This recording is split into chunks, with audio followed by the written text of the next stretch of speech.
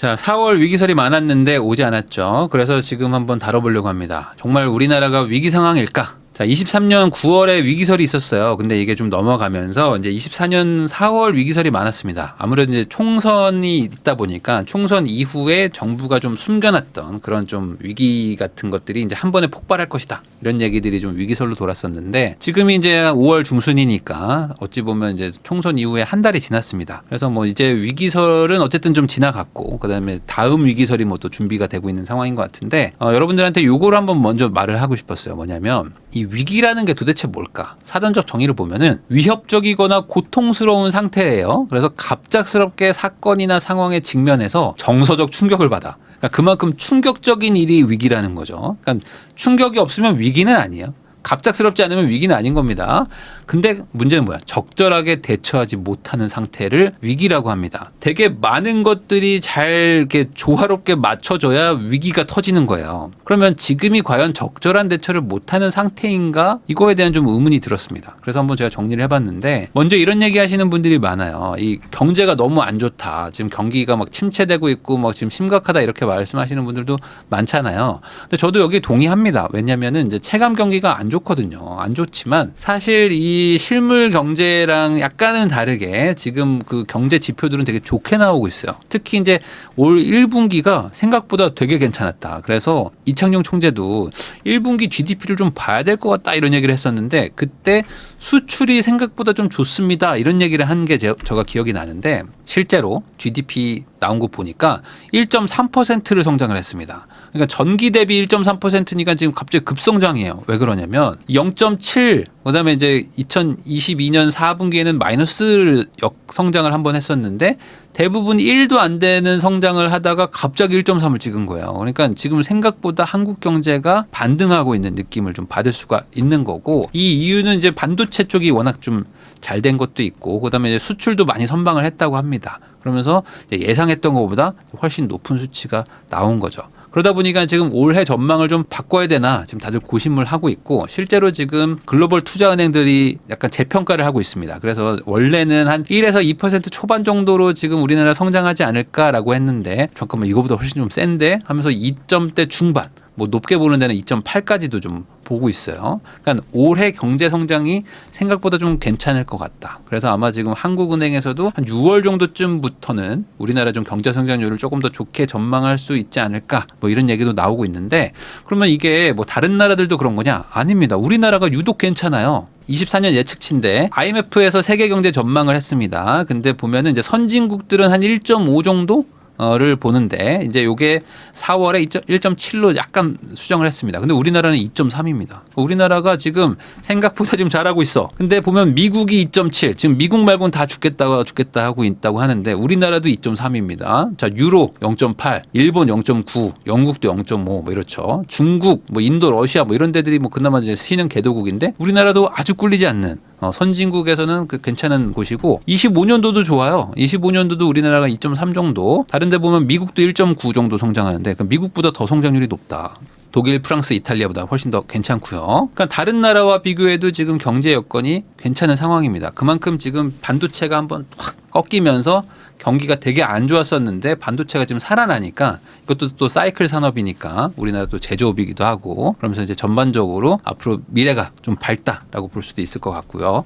자, 그리고 두 번째 가계부채가 심각하고 대출이 너무 많다 이런 얘기도 많이 들리는데 대출이 많은 것도 사실이고 저도 여기서 공감하지만 이 대출도 약간씩은 안정화가 되고 있습니다. 특히 이제 가계부채 대출이 좀 안정화되고 있는데 가계부채 비율이 지금 98.9%로 좀 낮아졌습니다. 많은 분들이 그 걱정했던 것 중에 하나가 가계대출이 지금 계속 증가하는 것도 있고 GDP 대비 지금 100%가 넘었다. 그래서 이거 너무 심각하다라고 얘기했던 것이 사실 뭐 1년 전 이때입니다. 근데 이게 많이 내려갔어요. 그래서 22년 1분기 때가 최고였는데 105.5%였다고 합니다. GDP 대비 105.5%였는데 이제 한 2년 정도 지나가지고 98.9%까지 내려왔다. 당연히 대출 증가를 좀 억제한 것도 있고요. 그다음에 GDP가 또 성장을 했죠. 그러니까 GDP 성장하면서 이제 당연히 비율이 좀 낮아지는 거죠. 그렇지만 여전히 높습니다. 그래서 아직도 이제 한국이 1위고요. 뭐 2위가 홍콩, 태국, 뭐 영국 뭐 이 정도 순위인데 뭐 98.9%.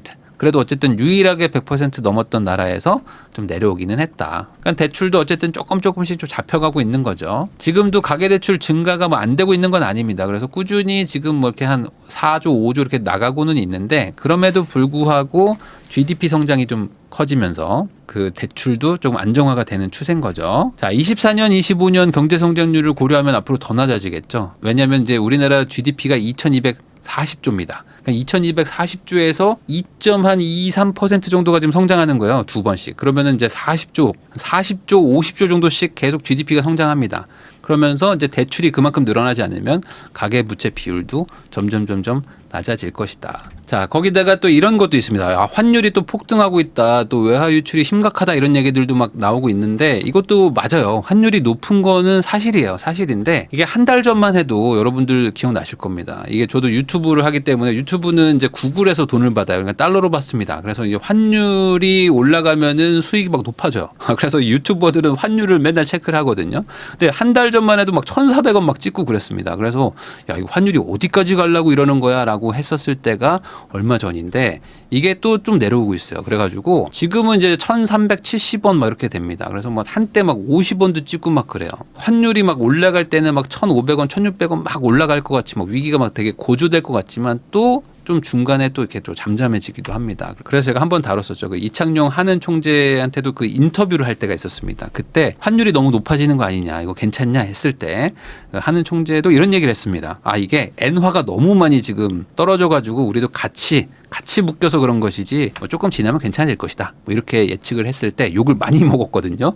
한은 총재도. 근데 결국에 또 약간씩 또 내려오면서 시장이 좀 안정화를 좀 찾아가고 있습니다. 자, 거기다 또 미국 국채 한번 또 난리 났었죠. 그래서 금리가 뭐 엄청 튄다 이런 얘기도 들리고 실제로 4월 말입니다. 4월 말에 4.8까지 올라갑니다. 그러면서 이 미국 국채가 갑자기 급등하기 시작해요. 그러면서 앞으로 금리 안 떨어진다 이런 그 위기감이 되게 높았었는데 그것도 지금 이제 5월 10일 현재 한 4.6 정도로 조금 좀 내려가고 있는 상황입니다. 이 국채도 막 계속 올라가서 막 5% 뚫을 것 같은 그런 느낌이 날 때도 있었지만 또다시 조금 안정화가 되고 있다. 그래서 이런 얘기들을 보고 나면은 뭐 앞으로 또 나빠질 수도 있겠지만 어찌저찌 막 힘들지만 잘 헤쳐나가고 있는 것 같다는 좀 느낌이 들기도 하죠. 근데 여기서 아직 해결이 안 된 게 있습니다. 큰 거 남았죠. 뭐냐? 바로 부동산 PF입니다. 이 부동산 PF가 터질 거다라는 게 어찌 보면은 이 4월 위기설이었는데 이 부동산 PF가 지금 230조입니다. 이게 원래 130조 얘기하다가 이번에 추가가 좀 더 됐어. 그러니까 이게 마침 또 총선 이후에 또 추가돼가지고 뭐야 이거 100조 숨겼네 뭐 이런 얘기도 막 도는데 어쨌든 지금 얘기하고 있는 게 한 230조입니다. 이거는 약간 그 통계의 차이긴 하지만 어쨌든 지금 230조가 터진다. 그러니까 이제 부동산 폭락한다 이런 얘기들도 나옵니다. 이 PF 부실이 높은 건 맞아요. 사실 맞긴 맞은데 근데 이 PF도 그동안 한 2, 3년 정도 예전에 그 레고 사태가 언제입니까? 이때부터 계속 얘기가 나왔던 것들을 가지고 정부에서도 계속 이걸 관리를 하고 있었습니다. 근데 이게 이제 다음 달부터 구조조정이 이제 본격적으로 시작된다고 합니다. 그러면 이 230조면 어마어마한 규모입니다. 근데 이거를 구조조정한다? 야, 그럼 이제 난리 났다. 이렇게 생각하실 수도 있는데 이게 조금 다릅니다. 왜 그러냐? 지금 이제 금융당국에서 금융위원회에서는 이런 얘기를 합니다. 전체 사업장의 95% 정도는 그렇게 막 부실하거나 위험한 상태는 아닐 수가 있다. 최대 95%. 그래서 한 5에서 10% 정도가 지금 부실이라고 보면 되는데 상황이 아주 심각한 수준은 아닐 수 있다라고 계속 얘기를 하고 있어요. 그러면 이제 이 부분에 대해서 나는 정부를 못 믿겠다 이렇게 얘기하시는 분들도 있을 것 같기는 해요. 근데 한번 생각을 해보세요. 요즘에 이런 기사 많이 보셨을 겁니다. 아파트 경매가 막 쏟아진다, 막 영끌족이 못 버티고 막 집을 다 던진다 이런 기사들 보셨을 텐데 이런 기사에서 한 달에 아파트 경매가 3,000건이 넘었습니다 이런 얘기가 나옵니다. 그래서 이게 뭐 3년 내 최대 뭐 이런 얘기들이 나오는데 어떠세요? 이런 얘기 들으면은 야, 아파트 경매가 엄청나게 늘어나는구나 라고 생각을 하실 수가 있는데 이 아파트 경매라는 게 어찌 보면 빚을 못 갚아가지고 나오는 거죠. 근데 이게 3,000건이다. 근데 전국의 아파트 숫자는 1,100만 호 정도 됩니다. 1,150만 채 정도 되거든요. 그럼 1,150만 채가 다 위기냐? 그건 아니겠죠. 근데 이 중에서 팔 건 팔고 버틸 건 버티고 뭐 이자 낼 건 이자 내고 하면서 버티는 게 대부분이고 못 버티는 게 이제 경매로 나오는데 그 경매가 예전보다 늘긴 했지만 이게 뭐 30만 건 뭐 300만 건 이러면 뭐 이제 나라가 이제 붕괴되는 수준이겠지만 3천 건이면 정말 이게 막 시장을 막 붕괴시킬 수준이냐? 이거는 좀 따져봐야 되는 거죠. 자, 그래가지고 이제 경매로 실거주용 집 사도 되나요?라고 말하는 분들한테 경매로는 실거주용 집을 못 삽니다.라고 말을 하는 이유가 있습니다. 뭐냐면 이거는 그냥 그 옥션 사이트 같은 거 들어가서 보시면 돼요. 우리 동네 검색해 보세요. 그럼 우리 동네 아파트가 못해도 몇만 채는 있을 텐데 그 중에 우리 동네 아파트 나온 거 한 두세 개? 많으면 한 4개 정도밖에 없습니다. 우리 동네 물건이 몇 개 없어요. 그만큼 경매라는 시장은 되게 작고요. 웬만하면은 시장에서 소화가 된다는 거죠. 자, 이 얘기를 왜 하냐? PF도 마찬가지라는 겁니다. 이게 지금 5천 개 사업장이 있습니다. 근데 이 5천 개 사업장이 다 이상하고 다 산속에 있고 뭐 산골짜기에 뭐 절대 분양하면 다 망하는 곳 이런 곳에 다 존재하고 있어가지고 얘네가 다 터진다. 이게 230조다라고 하면은 시장이 정말 붕괴될 수 있겠죠. 근데 그런 건 아니라는 거죠. 얘네들도 힘든 건 맞아요. 근데 이 중에는 이자를 내기가 조금 힘들지만 조금 뭐 이자를 탕감해 준다든지 아니면 조금 더 시간을 좀 끌어주면은 충분히 좀 버틸 만한 곳들도 많은 것이고 어떤 곳들은 뭐 대기업이 가지고 있는 것도 있어서 뭐 그룹의 지원을 받거나 하면은 충분히 넘어갈 수 있는 것들도 있는 거죠. 근데 못 버티는 애들도 당연히 있지 않겠습니까? 그런 데들이 한 500에서 1000개 정도 된다. 이게 한 23조 정도 되는 거예요. 자, 그러면 이 중에서도 조금 이제 지원을 해주고 정책적으로 자금을 좀 조달을 해주면 경공매까지는 안 가는 거죠. 그러면 얘네는 지원해줘봐야 의미가 없다. 이런 애들이 이제 진짜 터지는 거죠. PF가 터지는 게 이게 약 150개 정도의 7조 정도 된다고 합니다.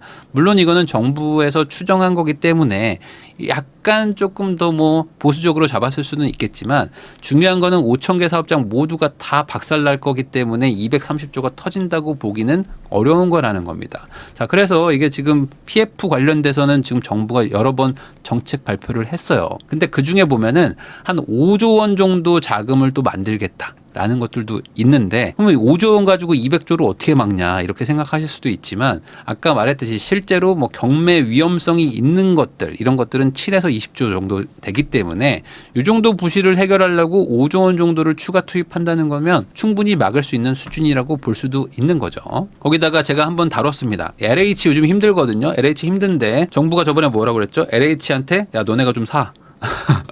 아, 형 저희도 좀 힘든데 야 좋은 말로 할 때 사라 이러면서 LH가 정안되면 이렇게 부실 사업장들 중에 일부는 우리가 산 다음에 나중에 너네한테 우선 매수권을 줘가지고 팔아줄게 뭐 이런 식의 정책도 지금 추진을 하고 있습니다. 그런 것들까지 고려하면은 막을 수 있는 정도가 아닌가. 자, 이 부동산 PF가 지금 연체율이 막 늘어나고 있어요. 그래서 은행들은 별로 그렇게 높지가 않은데 증권사가 엄청 높고요. 저축은행도 높습니다. 그래서 저축은행하고 증권 쪽에서 터지는 게 아닌가라고 우려하시는 분들이 많은데 특히 이제 저축은행은 이 연체율이 막 급증하고 있습니다. 이게 2022년까지만 해도 2% 정도로 이게 쭉 막고 있었는데 7% 막 쭉쭉쭉 올라가고 있어요.